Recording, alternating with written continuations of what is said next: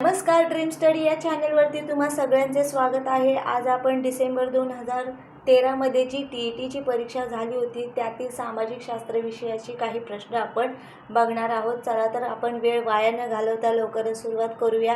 बघा, प्रश्न 1, पूर्वी ब्रिटिश सरकारच्या उत्पन्नाचे साधन हे होते। पर्याय आहेत: 1 व्यापार, 2 नगदी पिके, 3 शेतसारा, 4 कापड उद्योगावर कर। याचा अचूक उत्तर आहे पर्याय क्रमांक 3 शेतसारा।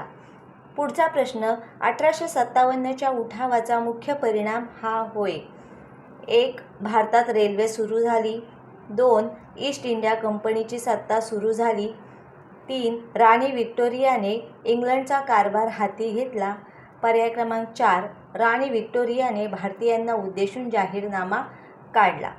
याचं बरोबर उत्तर आहे पर्याय क्रमांक 4 राणी व्हिक्टोरियाने भारतीयांना उद्देशून जाहीरनामा काढला। पुढचा प्रश्न, मध्य प्रदेशातील येथील अश्मयुगातील गृहचित्रे प्रसिद्ध आहेत: 1 अजिंठा, 2 भीमबेटका, 3 वेरूळ, 4 कार्ला। याचा अचूक उत्तर आहे पर्याय क्रमांक 2 भीमबेटका। पुढचा प्रश्न, स्वतःच्या बुद्धीवर विश्वास ठेवा, केवळ इतर कोणी सांगतो म्हणून विसंबून राहू नका, असे लोकांना कोणी सांगितले? 1 रॉजर बेकन, 2 डांटे, 3 शेक्सपियर, 4 गॅलिलिओ। अचूक उत्तर आहे पर्याय क्रमांक 1 रॉजर बेकन। पुढचा प्रश्न, वसईचा तह कोणात झाला? 1 टिपू सुलतान इंग्रज, 2 दुसरा बाजीराव पेशव इंग्रज, 3 रघुनाथ पेशवे इंग्रज, 4 पेशवे पोर्तुगीज। याचा अचूक उत्तर आहे दुसरा बाजीराव पेशवे इंग्रज। पुढचा प्रश्न, पुढीलपैकी कोणते नेते प्रार्थना समाजाचे नेते नव्हते? 1 आत्माराम तर्खडकर, 2 राघो भांडारकर, 3 गो गो आगरकर, 4 न्यायमूर्ती म गो रानडे। तर याचा अचूक उत्तर आहे पर्याय क्रमांक 3 गो गो आगरकर। पुढचा प्रश्न, शिवाजी महाराजांनी मुख्यतः सुरतेवर स्वारी का केली?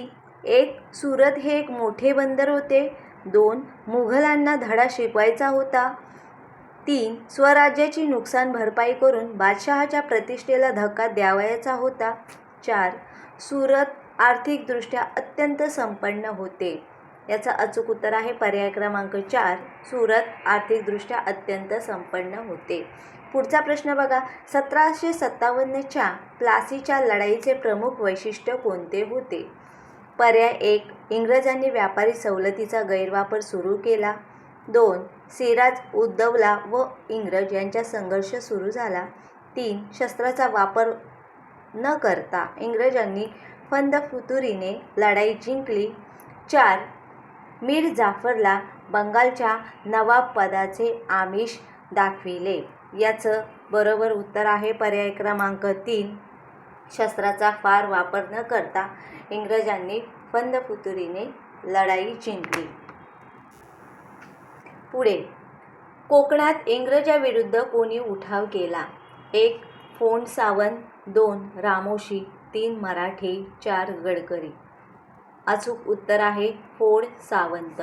पुढचा प्रश्न, भारतीय प्रबोधन म्हणजे मुख्यतः होय: 1 चौकस व चिकित्सक वृत्ती, 2 बुद्धिवाद, 3 वैचारिक जागृती, 4 विज्ञान निष्ठा। पुढचा प्रश्न, 16व्या शतकाच्या उत्तरार्धात जनतेच्या हक्काची पायमल्ली होऊ लागली कारण: धर्मगुरूचे कर्मकांड स्तोत्र, 2 राजसत्ता प्रबळ बनली, 3 सामंताचा पगडा, 4 वैचारिक क्रांतीची प्रेरणा नाही। याचं बरोबर उत्तर आहे पर्याय क्रमांक 3 सामंताचा पगडा। तर तुम्हाला आजचा व्हिडिओ कसा वाटला प्लीज मला कमेंटमध्ये कळवा। आपण असेच अनेक विविध व्हिडिओज मी तुमच्यासमोर आणत जाईल। तोपर्यंत धन्यवाद।